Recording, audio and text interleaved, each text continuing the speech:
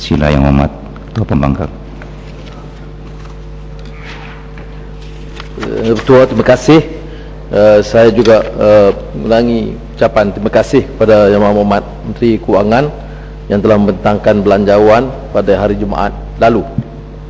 Belanjawan kali ini dibentangkan dalam suasana ekonomi yang lebih meyakinkan di peringkat dunia dari kemelesetan dan pertumbuhan rancak perdagangan dunia yang dijangka berkembang pada kadar 11.4% berbanding dengan pengucupan 11% bagi tahun 2009. Walaupun begitu, Malaysia dijangka tumbuh hanya pada kadar 7% bagi tahun 2010.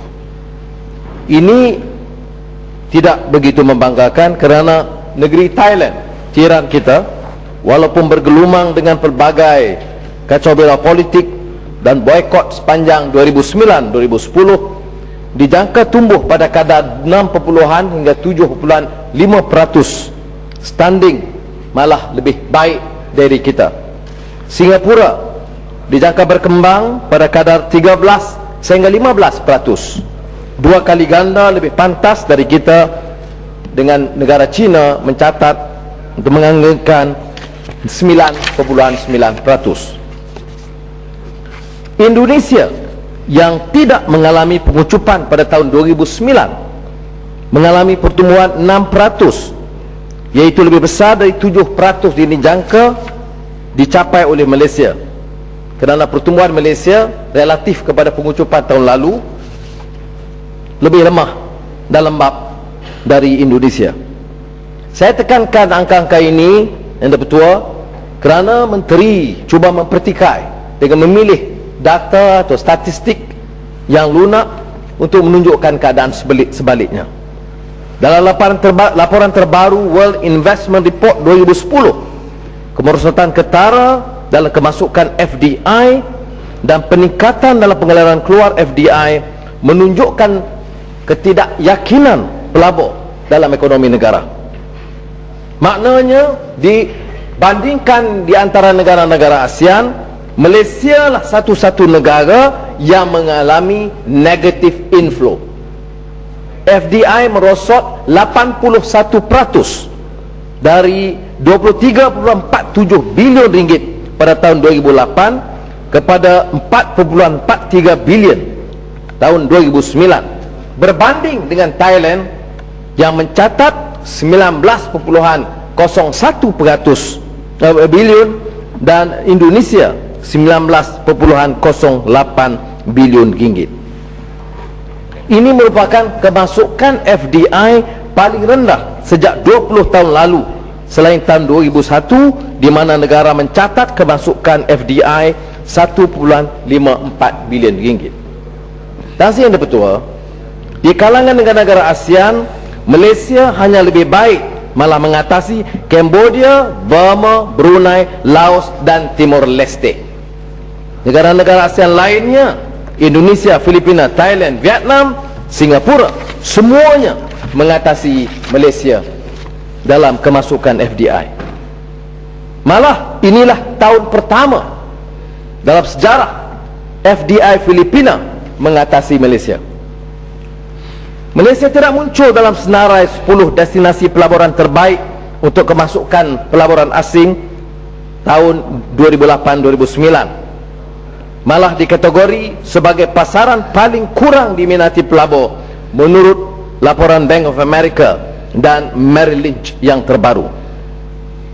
Kegagalan ini menjurus kepada keperluan perubahan dalam pengolahan pengurusan ekonomi negara, dan kita tekankan soal governance, pengurusan, urus tadbir yang baik dan cekap, bersih dari rasuah dan penyelewengan dan salah guna kuasa dan kronisme, meningkatkan keupayaan dan daya saing, dan ketiga, kepedulian terhadap nasib rakyat.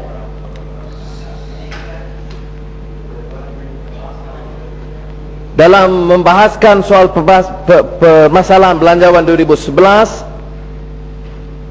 dengan belanjawan kerajaan 211 bilion ringgit, kita dapati defisit masih di paras 5.6%, buat tahun yang ke-13, walaupun defisit ini menurun berbanding dengan tahun 2009.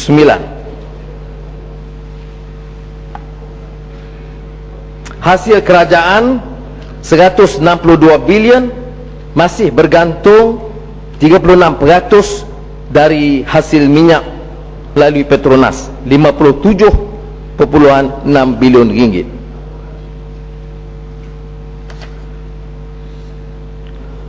Yang membimbangkan ialah dengan kekurangan hutang, dengan kekurangan pelaburan, hutang meningkat.